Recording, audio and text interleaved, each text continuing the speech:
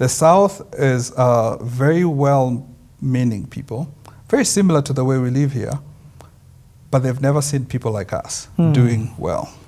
So there's always that doubt. It's almost like you have a guy coming in from a different country, and you're like, I don't think this guy gets it as much. But when he does the work, you're like, he actually gets it.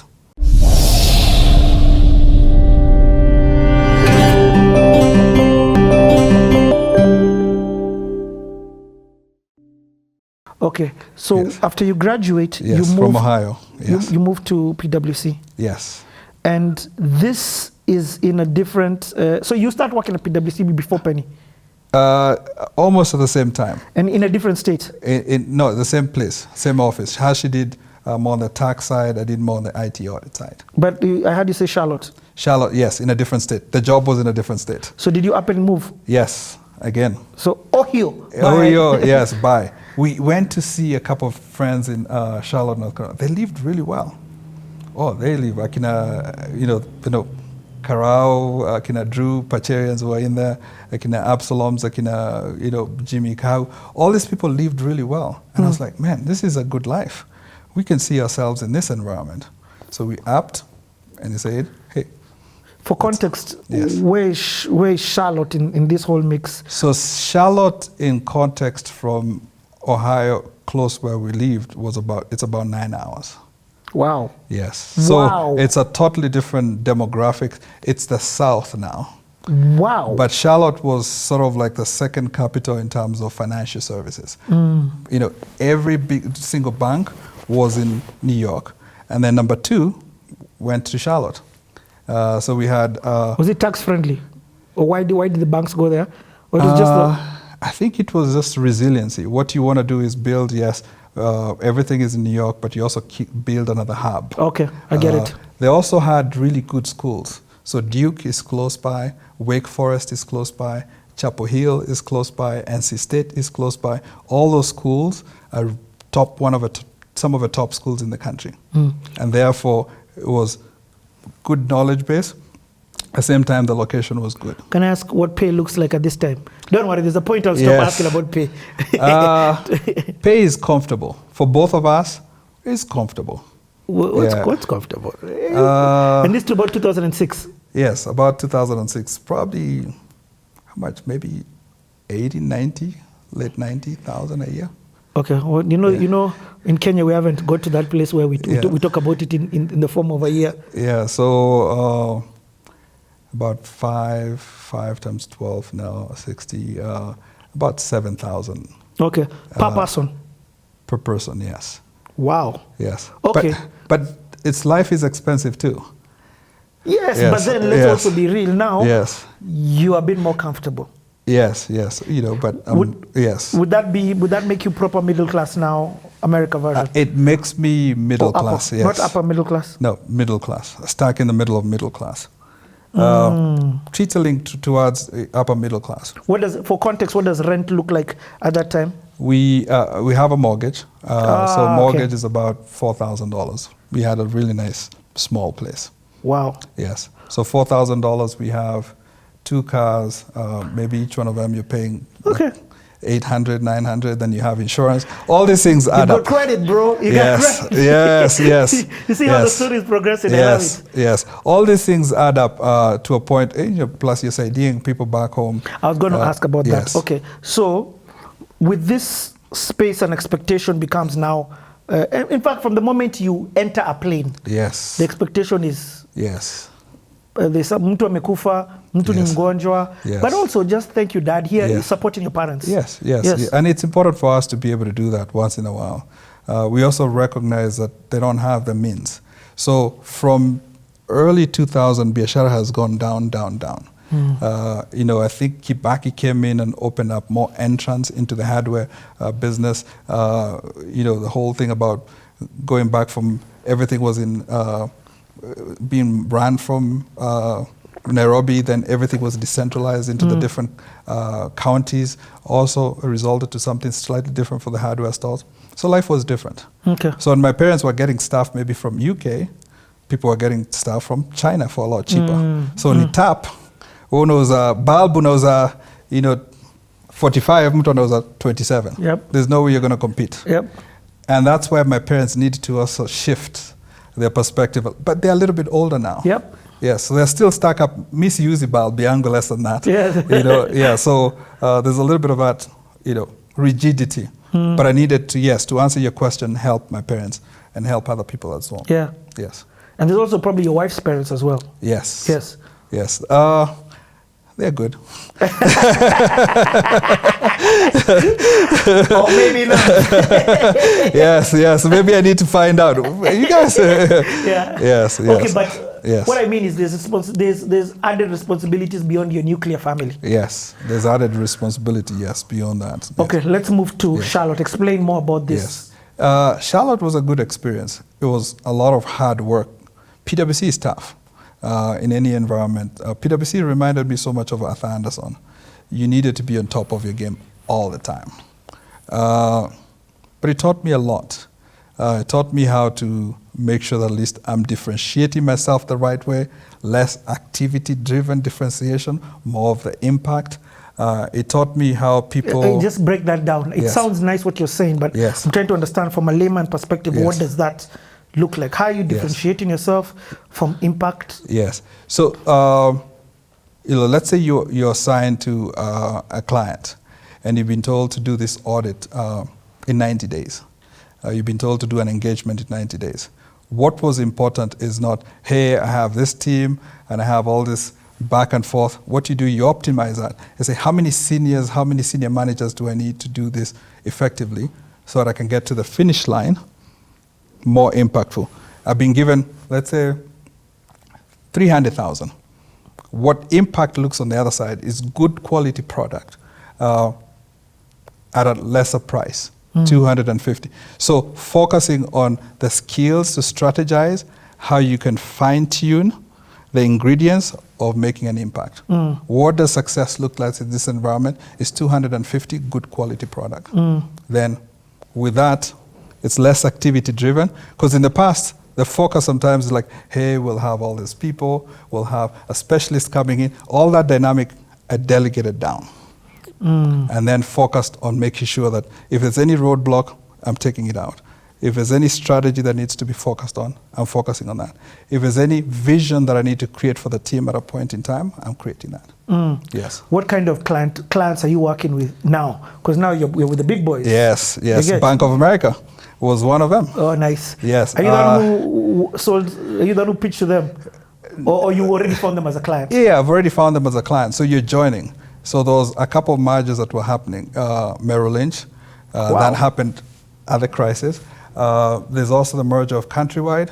Remember there was a crisis in 2008. Yes, but we've not yet gotten there. Yes. That's a life-changing place. Yes, We'll get there. yes. Freddie Mac was one of them, where I ended up spending 12 years. So at that point, Freddie Mac is the secondary mortgage market. Yes. What we do is that we buy mortgages from banks. We would buy, when I worked with them, buy from the banks, and securitize them and sell the securities all over the world. Bro, you were in the mix of the financial crisis. It's like crazy. Yes. This is what you're doing. Yes. Wow. Best experience of my life. Okay, we'll talk about that when it comes. Yes. So what does it mean at this level to engage with these different clients? Yes. What does that look like for you? It's a different client base. I joined financial services on the financial services side. So most of them do things different. And I'm beginning to see commonalities within all of them. So if I see a company that has done really good installation of SAP or PeopleSoft or Ariba, then I can be able to use that knowledge base to influence someone else in terms of, hey, this is a thing that you can do. I also learned, I think the way that I would do really well in life is become technical, but also have a way of simplify this language to the layman. So I began to fine tune that a little bit more. Yes, I'll spend nights and weekends, focusing on this technical, but telling a story is more impactful. Give me an example of how that plays out. Yes, there's an engagement, there's channel 1 and channel 2. Channel 1 is where I'm auditing, independent audit. Coming in, give me your books, look at them, chicken tie, my team, at the end, everything looks good. Channel 2 is now saying, hey, I'm pitching an idea to you. you can have SAP installed within your ecosystem for half the price. It costs $100 million. But if we offshore this piece, which is the most taxing, maybe you can be able to do it in $50 million.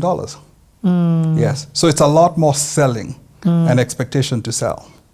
Yes. So you're using the knowledge base that you have here to be able to influence other people in a different type of engagement. Wow. Yes. So the people who you're selling products for must love you. Yes, yes. But you have to relate. You have to connect with people. If I go into someone's office and they have a picture of a kid, wow, that's so good. You know, and it's not manipulating, it's just making the connection with the person. I get it. Yes, you find, hey, they have maybe a 4 or 5 year old. I have a 4 or 5 year old. Hey, how is it like? Sometimes I also ask them questions. You know, hey, my son wants to get into this and this. What are your has been experience? They want to get into football. They want to do lacrosse.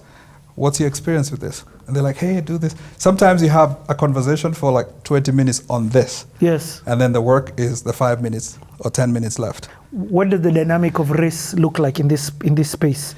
Because at your level at this time, first and foremost, are there people who look like you, or is now the room looking very different? The room is looking very different, and it's the South. The South is very well-meaning people, very similar to the way we live here, but they've never seen people like us doing well. So there's always that doubt. It's almost like you have a guy coming in from a different country, and you're like, I don't think this guy gets it as much. But when he does the work, you're like, he actually gets it. So you're proving yourself in every single meeting. Yes. I'm still, even up to now, you're constantly proving yourself. That's why you cannot slouch. Hakuna kulala. You know, you cannot gacheche. No way that you're going to be average. You enter a room and automatically you are starting. This is going to sound, and I don't say this to sound sexist. I just say it because it's reality. It's like if a man and a woman would enter a different room, people already look like the man, like he knows the situation. It depends with the environment. Okay, things are changing. Yes, things are changing. Back in the day. In the West, yes, maybe you have equal opportunity for both of them. Bro, even here, things have changed. Actually, that's such a bad example. But what I mean is, back in the day, the rooms were very male-driven. So if a woman would enter the room, automatically, if you and a woman enter the room, people already look like it's you who's running the business. So, okay, forget that example. But what you do is that there's something called microaggression. I know the way you're treating me maybe might be out of ignorance or malice. It could be, I've never met someone like you who speaks with your accent, who knows this thing. So I give him benefit of doubt. I don't let it get to me. Wow. Because if you let it get to you, it's out. And you're moving from one meeting to another one, that one meeting is going to take you down. So, and you're not expected to be down. You're supposed to be adding value again. So you have to know how to reset quickly. So there are rooms where as soon as you walked in, they wrote you off. And they're not willing to listen. It's wall. Yes, but you know, I put my point across. And there are times that, yes, there was wall. You know, I also leveraged people around me. I was like, you know what? I think in this room, you work for me, but I think you can influence better in that room. Oh. Yes. Or strategically just say, you know what? Before that meeting happens, I need to socialize this with all these other people. By the time we're getting into that room, it's a decision-making room. We're not coming into the basics. So you have to make sure the team does the socialization that they need to. By the time they get here, it's a mutual connection. Okay, I need to ask this question. How do you're entering every single room till today. Yes. And you're already entering, it's like you're limping from their perspective. Yes. It's not like, you get what I mean? Not from your perspective. Yes. But then how do you not allow yourself to get, if somebody calls you a fool every day, they'll get to a point where I'll get pissed off. Yes. So the beautiful thing about tech, you don't get too much of that because people are from all over the world. Okay. So there's an aspect of, hey, who's this person? And they're bringing a unique perspective. As, in tech, it still has the startup mentality. Yes, it does. We are so glad that you're here. You are so glad that you left whatever you were doing to come in and join us. That's one thing that I told the team is that we should never stop doing that because it makes you feel welcome. And even meta-specific is very big on just making sure that at least we're accommodating everyone's perspective. Let's listen in to everyone, because they all bring a different perspective to this. But in my past, there are places where you get into. And sometimes there's a doubt that, do you really understand this content well in the context of where we are? And I understand and some of those questions, and that's some of those questions are actually very genuine. Yeah. They're like, hey, you are in financial services, you're coming into tech, we do things slightly different. You have to understand our perspective. So there's a lot of me putting myself in their shoes and just understanding, okay, what's needed and how can we have common understanding, or sometimes a misunderstanding. I focus on the thing that needs to be done, not the personality. Wow. Yes. If you focus on the personality, you can't control. Focus on the things that you can control. If you go into that meeting prepared, having socialized the issue or whatever it is that you're discussing with other people ahead of time, so when the leadership comes in, they're a little bit more prepared to be very targeted in the conversation. So you learn strategically what works, what doesn't work. Okay, that's nice and dandy when you're talking about working with clients. Yes. But what about within your own organization? Yes. So within your, and I'm not even talking about your bosses. Yes. I'm talking about the team that you're leading. You get what I mean? Yes. The team that you're leading. I'm not trying to make it sound hunky-dory, like, oh, we really like this black African man, So you have to... You are in the South, bro. I watch the movies. Yes. So in PwC, it was different. Actually, I had a client in a small town called, maybe 3-4 clients in South Carolina. Spartanburg, Columbia, and I forget what the other small towns in the middle of nowhere. But what you needed to do is find that commonality and the connection with the person. And then at that point, they're like, hey, I'm not going to invite you to my cookout or barbecue, but you make a good point. So having that mutual respect, focused on the subject, and have that commonality is really important. And take them. Don't sweat the small stuff. If someone says something, it's a slip of a tongue. That's just how he grew up. He's ignorant. Focus on the work. It's a lot of intentionality. Hey, bro, yeah. It's a lot of intentionality. Because if you come in, there's something, the microaggressions. If someone said something and you get caught up in that, someone says something, you get caught up in that, you're never going to deliver. And as a leader, it's like going to Disney World. I come from one meeting. Yes, it was tough call and everything. In 5 minutes, I have to reset. It's like, you came to Disney, you came to see Minnie. You have to get the experience. You've taken a month before you go to my calendar. I have to make sure your experience is good. Wow. I can't say, the other meeting brought me down. Bro, reset. That's what happened to me at one point. I had a conversation with someone who was a senior leader. I was like, how do you quickly reset when something happens to you? He said, bro, there's no time. You get paid to inspire and aspire people and motivate people. That's what you need to do. Yeah? The crying and all this stuff, you got to reset. Find a way to reset. Yeah. And you find a way to reset. Sometimes I'm like, hey, this is tough conversation I just had. Hey, next person, it's a one-on-one. Let's go grab some coffee. We take a walk. By the time we come back, triple espresso, it's good vibes. Now you've forgotten that and you're moving on. Yo, bro. Yeah. It's really, really important to do that, especially when you're not in your environment. Yes. This is such gold that you're giving us, man. And then it has taught me to think of the other person sitting on the other seat, regardless, let's say in the Kenyan situation. Maybe they are a minority in Kenya. Maybe they've been facing the microaggression all the time. And I'm like, hey, I'm very empathetic. I'm thinking the way you're thinking because that's who I am in the States. So I want to hear who you are and how you engage with the world. Bro, you know, I've just suddenly understood you and Njoroge. I mean, who would have thought we'd be using him as such an example today, So the way you were speaking to him, I already felt the warmth. Yes. And please note, I'm just meeting you at that same time. Yes. So there's me connecting with you, but then me analyzing you and seeing analyzing you from the basis and how you're speaking to the Uber driver who's just bought you. Yes. And what I felt was complete and utter warmth. And therefore, it triggered me and increased the warmth that I was already having for you. Yes, yes. And it happened to me. I'll give you an interesting story. I come from the States, I come home, and there's a girl, I forget what her name was, Nyawera or someone, and she had a baby on her back, and she was helping my mom clean the house. the baby wasn't feeling good, and my mom wasn't feeling good, so she wasn't able to do the work. So I come in, I'm like, hey, you're holding the baby. Can I hold the baby for you? So I'm playing with the baby. I'm like, hey, and then she's like, oh, mtoto asikii vizuri ana homa. I was like, here's some money. Make sure you go to the hospital. Don't come tomorrow. And my mom saw me giving her money. I was like, what kind of transaction is this?